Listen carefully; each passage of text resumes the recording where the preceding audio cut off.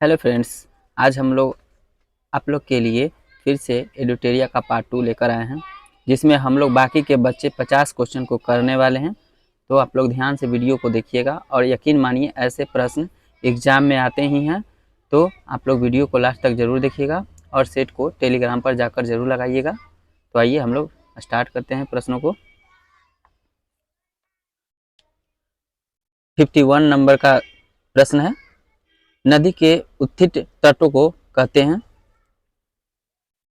Answer हो जाएगा ए तटबंध। नेक्स्ट है,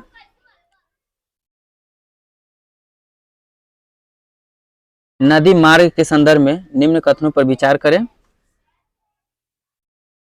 पहला कथन है, समुद्र तक पहुंचते पहुंचते नदी का प्रवाह धीमा होकर कई अनेक धाराओं में विभाजित हो जाता है, जिसे सरिताएं कहा जाता है। इसमें सरिता गलती हो जाएगा, यहाँ पर हो जाएगा वितरिका। इसे वितरिका कहा जाता है, यानी समुद्र तक पहुंचते पहुंचते नदी का प्रवाह धीमा होकर कई अनेक धाराओं में विभाजित हो जाता है, जिसे वितरिका कहा जाता है। नेक्स्ट है, नेक्स्ट कथन है 2 नंबर का, केवल उन्हीं मुहानों पर डेल्टा का निर्माण होता है जहां पर अवसादों का संग्रहण होता है। तो आंसर बी, 2 सही है, 1 गलत है। नेक्स्ट क्वेश्चन है 53 नंबर का,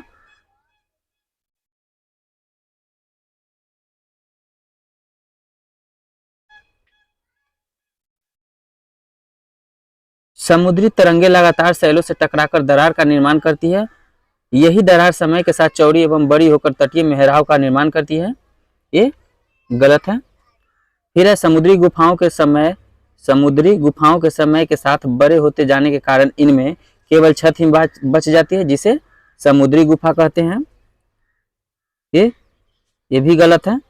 ये समुद्री गुफा नहीं, तटीय मेहराब इसको कहेंगे। फिर है, तीसरा है, समुद्री तरंगों द्वारा लगातार अपरदन के कारण तटीय मेहराव के छत भी टूट जाते हैं और केवल दीवारें ही बच जाती है, जिन्हें समुद्री भीव कहते हैं। और ये भी गलत है, यानी 1, 2, 3 सभी गलत है। ऑप्शन नंबर डी उपयुक्त में से कोई सही नहीं है। नेक्स्ट क्वेश्चन है 54 नंबर का, समुद्री तरंगे किनारों पर अवसाद जमा कर किसका निर्माण करती है। आंसर हो जाएगा ए, समुद्री पुलिन का। नेक्स्ट है, हिमनद के द्वारा लाए गए पदार्थ जैसे छोटे छोटे सैल, रेत एवं तलछट मिट्टी निक्षेपित होने से किस प्रकार के स्थलाकृति का निर्माण होता है। आंसर है डी, हिमनद जलोढ़, हिमोड। नेक्स्ट क्वेश्चन है, सूची 1 सूची 2 को मिलाना है।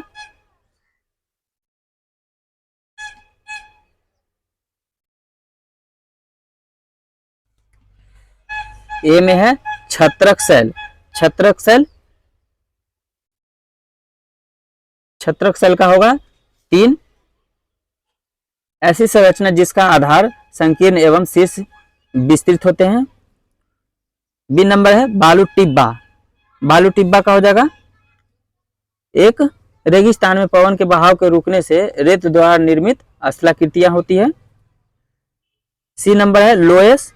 लोएस का हो जाएगा 2, महीन एवं हल्के बालू के कण जिसे पवन द्वारा अत्यधिक दूर ले जाकर विस्तृत क्षेत्र में निक्षेपित कर स्थलाकृति का निर्माण करते हैं। ऑप्शन नंबर डी हो जाएगा 3, 1, 2।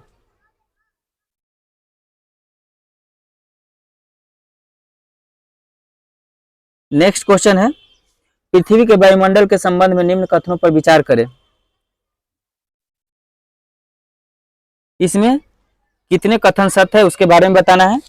पृथ्वी पर सभी जीव जीवित रहने के लिए वायुमंडल पर निर्भर रहते हैं, बिल्कुल सही है। यह सूर्य की किरणें के हानिकारक प्रभाव को हमारी रक्षा करता है, ये भी सही है।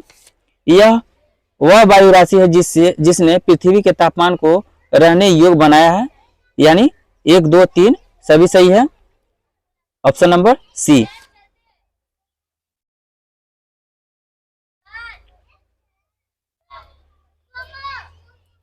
नेक्स्ट क्वेश्चन है, वायु में प्रचुरता से मिलने वाली तीसरी गैस कौन सा है? आंसर है आर्गन। डी। वायु चक्र के संबंध में निम्न कथनों पर विचार करना है।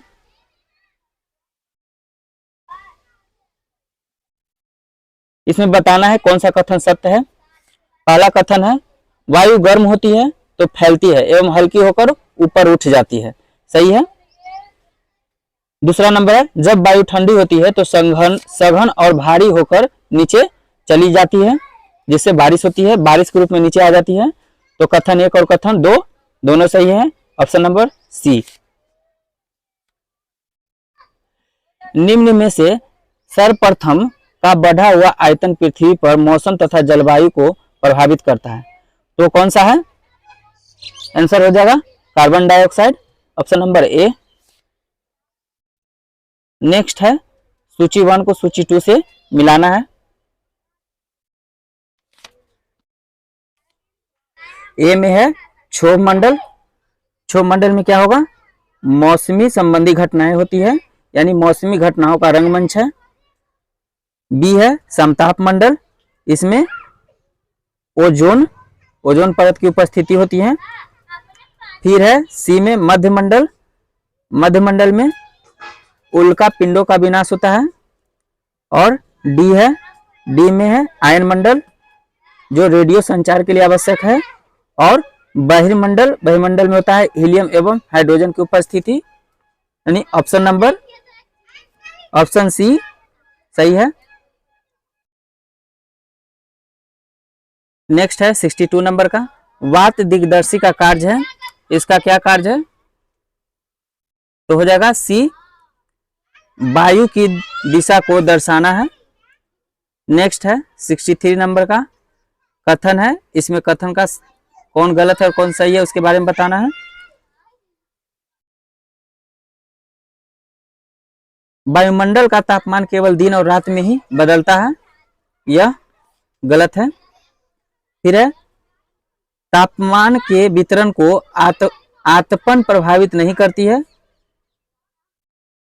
यह भी गलत है। आतपन की मात्रा भूमध्य रेखा से ध्रुवों की ओर जाने पर बढ़ता है, यह भी गलत है। यानी ऑप्शन नंबर डी उपयुक्त में से कोई नहीं होगा। नेक्स्ट है 64, निम्न कथन पर विचार करना है और सत्य कथन को पहचानना है। तो इसमें देखिए, पहला कथन है, अधिक तापमान वाले क्षेत्रों में आकाश बादल युक्त एवं मौसम आर्द्र होता है। कथन 1 गलत है। फिर है दूसरा, कम तापमान वाले क्षेत्रों में आकाश बादल रहित होता है, यह सही है। यानी ऑप्शन नंबर बी केवल 2 होगा।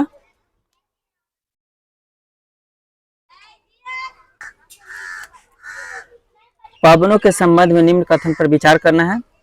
पहला कथन, व्यापारिक पूर्वी एवं उत्तरी पवनें अस्थायी पवनें कहलाती है, ये गलती है। अस्थायी पवन किसको कहेंगे? तो देखिए, व्यापारिक पश्चिमी एवं पूर्वी पवनें अस्थायी पवनें होता है, यानी ऑप्शन नंबर कथन नंबर 1 गलत है। सेकंड कथन है, स्थानीय पवनें छोटे से क्षेत्र में प्रतिदिन चलती रहती है, ये गलत है। ये पवनें किसी छोटे क्षेत्र में वर्ष या दिन के किसी विशेष समय में चलती है, उदाहरण के लिए स्थल एवं समुद्री समीर है। कथन 2 भी गलत है। ऑप्शन नंबर डी ना तो 1 और ना ही 2 होगा। नेक्स्ट क्वेश्चन है 66 नंबर का, आर्द्रता के संबंध में निम्न कथन पर विचार करें।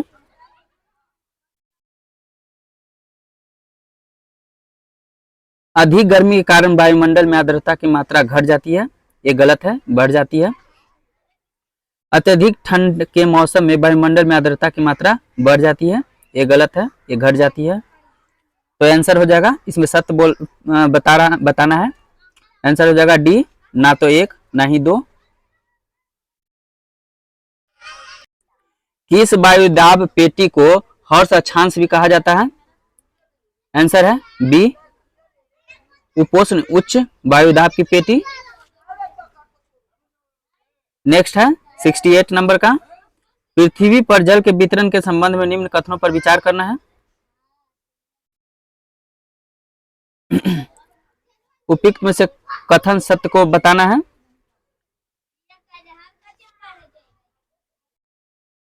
पृथ्वी पर जल के वितरण के संबंध में निम्न कथन पर विचार करें। पहला कथन है पृथ्वी की सतह का 2/3 भाग जल से ढका हुआ है, ये गलत है। 3/4 भाग है जो जल से ढका हुआ है। पृथ्वी पर मौजूद संपूर्ण जल के वितरण में बर्फ छत्रक के रूप में केवल 3% जल मौजूद है।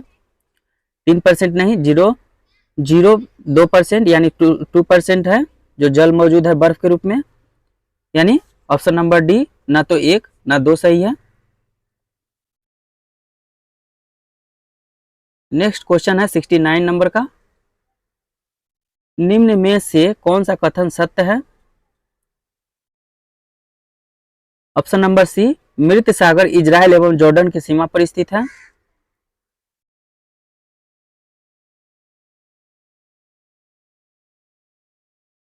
नेक्स्ट है निम्न कथन पर विचार करें।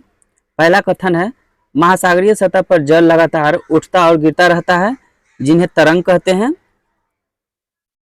इसमें सही उत्तर को चुनना है, तो ऑप्शन नंबर 1 सही है, केवल ये।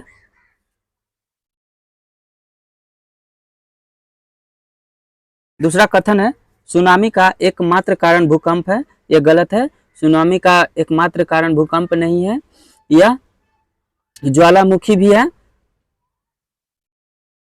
ज्वालामुखी है और भूकंप है, भूस्खलन है, ये सभी है।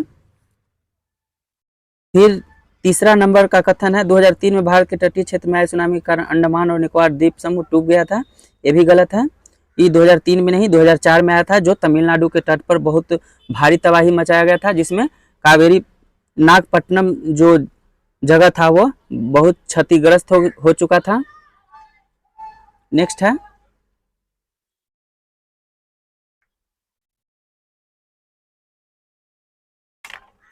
नेक्स्ट है 71 नंबर का। कथन पर विचार करें, असत्य कथन को ढूंढना है। तो सहारा मरुस्थल माली, नाइजीरिया, सूडान जैसे 11 देशों में फैला हुआ है, ये गलत है।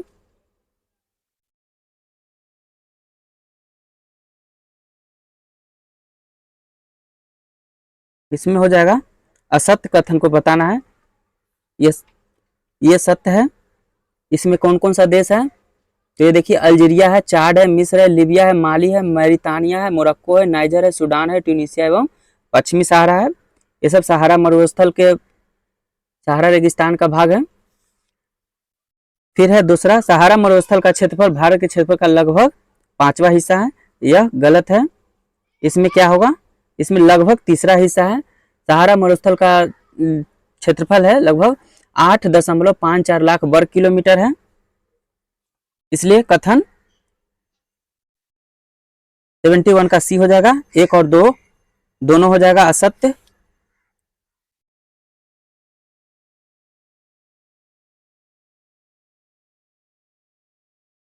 नेक्स्ट है कथन पर विचार करें।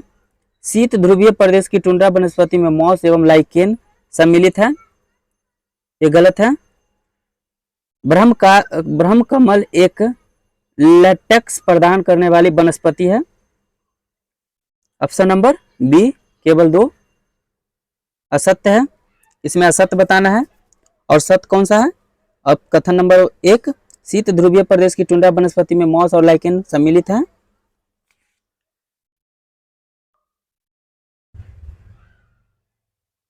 नेक्स्ट क्वेश्चन है 73 का। 73 में कह रहा है कथन पर विचार करें, सत्य कथन को बताना है। इसमें पहला कथन है कारगिल सिंधु नदी के बाईं और जबकि लेह सिंधु नदी की दाईं ओर अवस्थित है, ये गलत है। दूसरा है देहरा गोमपास सिक्किम में स्थित प्रसिद्ध बौद्ध मठ है, ये भी गलत है। ऑप्शन नंबर डी ना तो 1 और ना ही 2 होगा।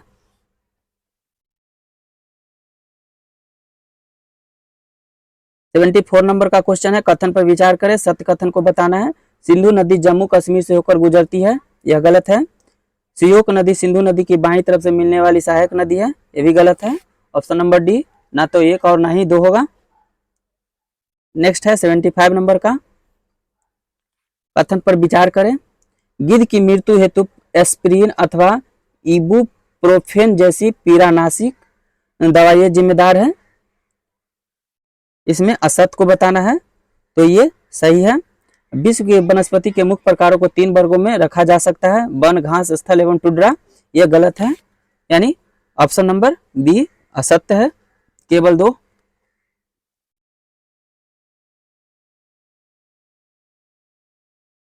नेक्स्ट है, कथन पर विचार करें। CITES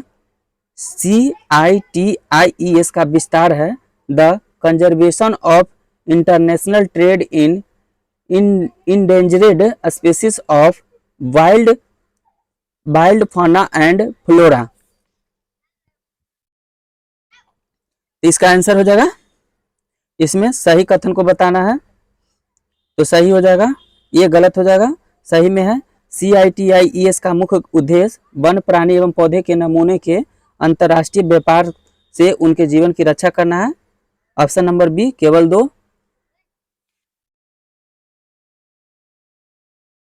नेक्स्ट है 77 नंबर का, वर्तमान और भविष्य की पीढ़ी के लिए एक या एक से अधिक पारितंत्रों पारिस्थितिकी एकता की रक्षा के लिए निर्धारित किए गए प्राकृतिक क्षेत्र को क्या कहा जाता है? तो आंसर है ए, राष्ट्रीय उद्यान। नेक्स्ट है 78 नंबर का, कथन पर विचार करें, सही कथन को बताना है। सामान्यतः संसाधनों को प्रकृति और मानव निर्मित में वर्गीकृत किया गया है, इसमें सही कथन को बताना है, तो ये सही नहीं है। तीव्र ढालों पर मृदा अपरदन रोकने हेतु समुच्च रेखा जुताई, जबकि पहाड़ी ढालों पर मृदा अपरदन रोकने के लिए वैदिक फार्म पद्धति के द्वारा कृषि सबसे उपयुक्त उपाय है, ये भी गलत है। इसमें ना तो एक ना ही 2 होगा, ऑप्शन नंबर डी। नेक्स्ट है 79 नंबर का, कथन पर विचार करना है और सही कथन को चुनना है। पहला कथन है, मृदा परिच्छेदिका में ऊपर से तीसरा क्रम अपक्षयी चट्टानी पदार्थ का होता है, जो सही है। दूसरा है, भूस्खलन को रोकने का सबसे प्रभावी तरीका प्रतिधारी दीवार का निर्माण करना है, ये बिल्कुल गलत है। इसमें क्या होगा कि भूस्खलन को रोकने का सबसे प्रभावी तरीका क्या है, तो वन को वनस्पति आवरण को में वृद्धि करना है, वनों को लगाना है। ऑप्शन नंबर ए, केवल एक सही होगा।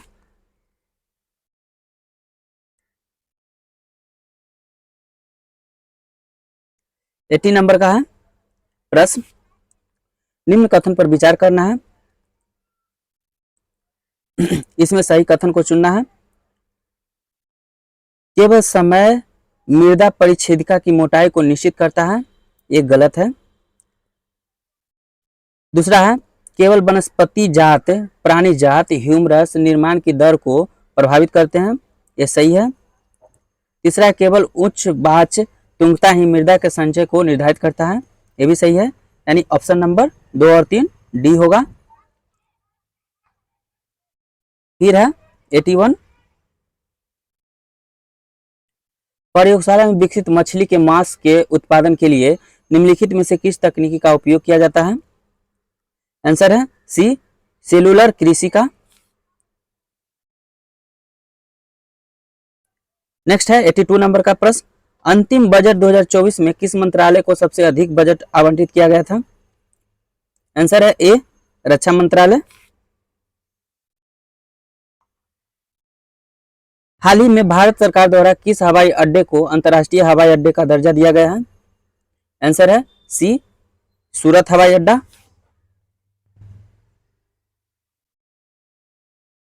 ग्लोबल जेंडर गैप रिपोर्ट किसके द्वारा प्रकाशित किया जाता है?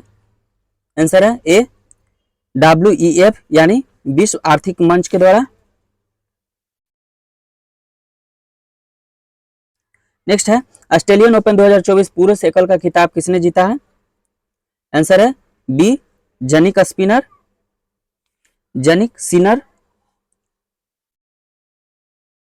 नेक्स्ट है 86 नंबर का, चिनाव नदी के संबंध में निम्नलिखित कथन पर विचार करना है और उपयुक्त कथन में से कितने सही है इसके बारे में बताना है। चिनाव नदी काराकोरम रेंज से निकलती है, यह गलत है। दूसरा है थिरोट इसकी सहायक नदियों में से एक है, यह सही है। रतले जल विद्युत परियोजना चिनाव नदी पर है, यह गलत है, यानी ऑप्शन नंबर बी केवल 2। नेक्स्ट है 87 नंबर का प्रश्न, उत्सर्जन के संदर्भ में हाइब्रिड वाहनों और पारंपरिक वाहनों के बीच अंतर के संदर्भ में निम्नलिखित में से कौन सा कथन सही है? आंसर है बी, हाइब्रिड वाहन समग्र कम उत्सर्जन करते हैं।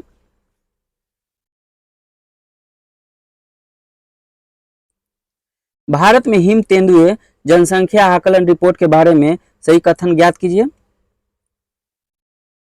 आंसर हो जाएगा ए, केवल एक सही है, यानी सही वाला को पढ़ते हैं। एसपीआई कार्यक्रम भारत में हिम तेंदुओं की आबादी का आकलन करने के उद्देश्य से पहला अभ्यास है। नेक्स्ट है 89 नंबर का प्रश्न, हाल ही में किस मंत्रालय ने the Indian economy a review शीर्षक से रिपोर्ट जारी की है? आंसर है सी, वित्त मंत्रालय। चितरी मुहाना कहाँ स्थित है? आंसर है डी, केरल।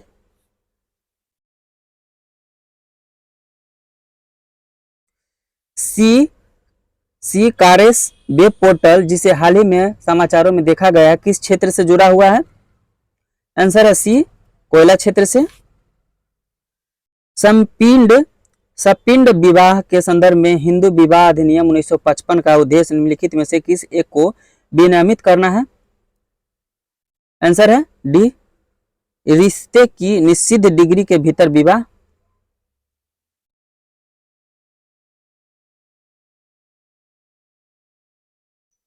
नेक्स्ट क्वेश्चन है 93 नंबर का, निम्नलिखित कथन पर विचार कीजिए, इसमें सही को बताना है। डिजिटल डिटॉक्स पहल जो हाल ही में खबरों में देखी गई बिहार से राज्य से जुड़ी है, यह गलत है, यह कर्नाटक सरकार से जुड़ी हुई है। दूसरा है सीरम इंस्टीट्यूट ऑफ इंडिया ने अत्यधिक प्रौद्योगिकी के उपयोग से उत्पन्न मानसिक स्वास्थ्य चुनौतियों का समाधान करने के लिए डिजिटल डिटॉक्स पहल की शुरुआत की है, यह भी गलत है। आंसर है डी, ना तो एक ना ही दो। नेक्स्ट है 94,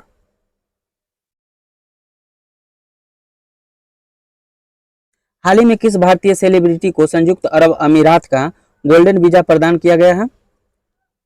आंसर है ए, आनंद कुमार को।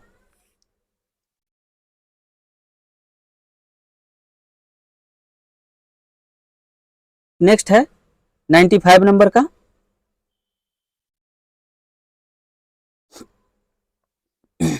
निम्नलिखित कथन पर विचार कीजिए। कथन 1 है और कथन 2 है। उपरोक्त कथन के संबंध में लिखित में कौन सा सही है? सही वाला को पढ़ेंगे। कथन 1, 5वें राष्ट्रीय परिवार स्वास्थ्य सर्वेक्षण के अनुसार 2019-2021 में 15 से 19 साल की महिलाओं में एनीमिया की व्यापकता में 54.1% से 59.1% तक की वृद्धि हुई है, ये बात बिल्कुल सही है। और कथन 2 गलत है, ऑप्शन नंबर सी हो जाएगा। नेक्स्ट है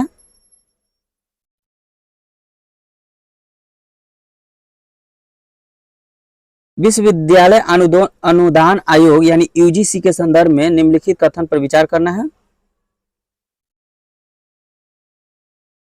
इसका हो जाएगा डी, केवल 2। यह राष्ट्रीय शिक्षा नीति एनईपी 2020 में उल्लेखित उच्च शिक्षा सुधारों के लिए कार्यान्वयन निकाय है, ये सही है।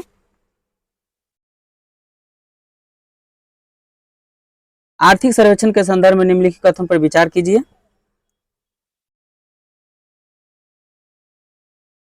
इसका आंसर हो जाएगा 1 और 3। देखिए 1 में क्या है, इसे भारत के मुख्य आर्थिक सलाहकार के मार्गदर्शन में तैयार किया गया है। तीसरा है, यह भारत के जीडीपी वृद्धि, मुद्रास्फीति दर और प्रक्षेपण, विदेशी मुद्रा भंडार और व्यापार घाटे पर एक दृष्टिकोण देता है? आंसर हो जाएगा सी 1 और 3। नेक्स्ट है 98 नंबर का, मेकांग नदी निम्नलिखित में से किस देश से होकर बहती है? आंसर हो जाएगा ए चीन, Myanmar, Laos, Thailand, Cambodia, Vietnam, ये सभी देशों से बहती है मेकांग नदी। नेक्स्ट है 99 नंबर का, इसमें असत्य कथन को बताना है। वार्षिक बजट के लिए राष्ट्रपति सहमति की आवश्यकता होती है जबकि अंतरिम बजट के लिए ऐसी सहमति की आवश्यकता नहीं होती है, ये गलत है।